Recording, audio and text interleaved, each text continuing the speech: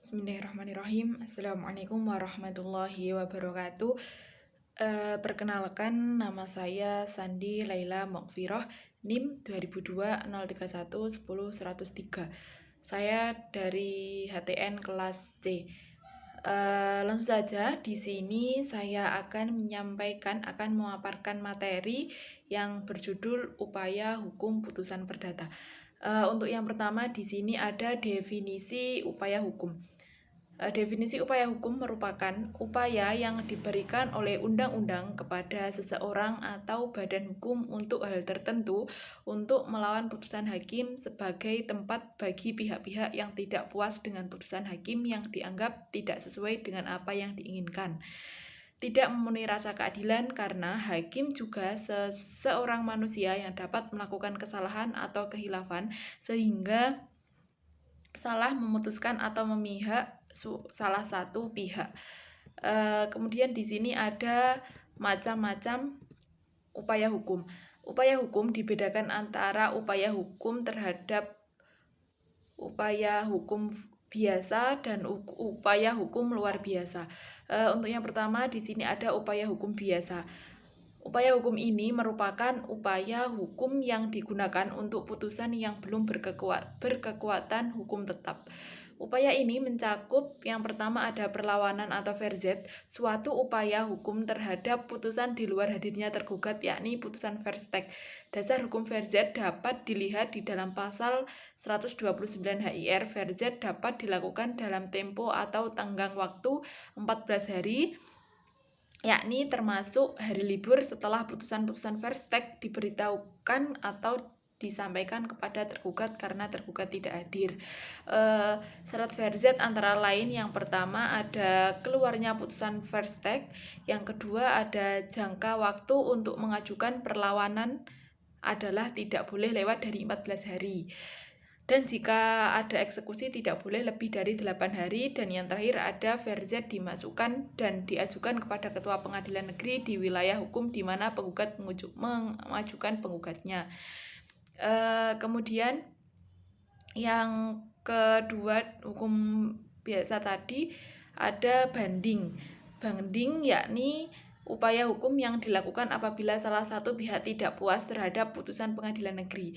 Dasar hukumnya adalah UU nomor 4 2004 tentang perubahan atas Undang-Undang Pokok Kekuasaan dan UU nomor 1947 tentang peradilan ulangan. Permohonan banding harus diajukan kepada Panitera Pengadilan Negeri yang menjatuhkan putusan pasal 7 UU nomor 20 atau 1947.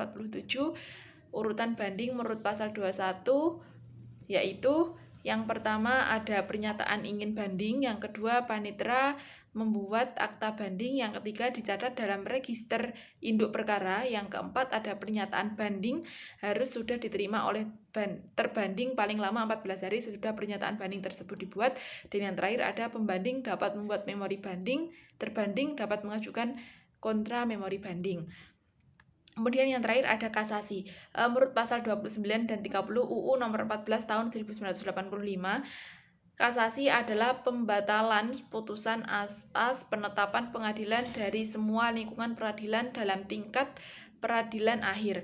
Putusan yang diajukan dalam putusan kasasi adalah putusan banding. Alasan yang dipergunakan dalam permohonan kasasi yang ditentukan dalam pasal 30 UU nomor 14 tahun 1985 adalah yang pertama tidak berwenang, baik kewenangan absolut maupun relatif untuk melampaui batas wewenang. Yang kedua, salah menerapkan atau melanggar hukum yang berlaku. Dan yang terakhir, lalai memenuhi syarat-syarat yang diwajibkan oleh peraturan perundang-undangan yang mengancam kelalaian dengan batalnya putusan yang bersangkutan.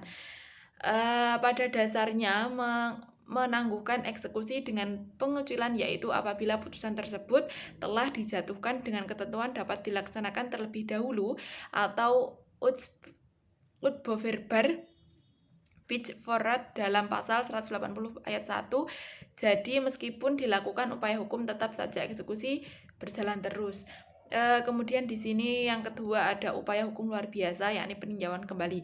Apabila terdapat hal-hal atau keadaan-keadaan yang ditentukan dengan undang-undang terhadap putusan pengadilan yang telah berkekuatan hukum, tetap dapat dimintakan peninjauan kembali kepada Mahkamah Agung dalam perkara perdata atau pidana oleh pihak-pihak yang berkepentingan. Kemudian di sini ada alasan-alasan peninjauan kembali menurut pasal 67 UU nomor 14. Yang pertama yaitu ada novum atau bukti baru yang diketahui setelah perkaranya diputus yang didasarkan pada bukti-bukti yang kemudian oleh hakim pidana yang dinyatakan palsu. Kemudian yang kedua, apabila setelah perkara diputus ditemukan surat-surat bukti yang bersifat menentukan yang pada waktu perkara diperiksa tidak dapat ditemukan. Yang ketiga ada apabila telah dikabulkan suatu hal yang tidak dituntut lebih daripada yang dituntut. Kemudian yang keempat, apabila mengenai sesuatu bagian dari tuntunan belum diputus tanpa dipertimbangkan sebab-sebabnya. Yang terakhir ada apabila dalam suatu putusan terdapat suatu kekhalifahan hakim atau suatu kekeliruan yang nyata.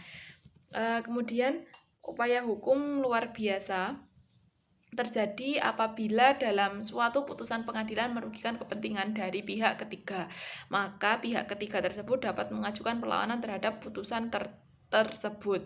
Dasar hukumnya adalah Pasal 195 HR dikatakan sebagai upaya hukum luar biasa karena pada dasarnya suatu putusan hanya mengikat pihak yang berperkara saja, yakni pihak penggugat dan tergugat, dan tidak mengikat pihak ketiga, yakni tapi dalam hal ini hal putusan akan mengikat orang lain atau pihak ketiga.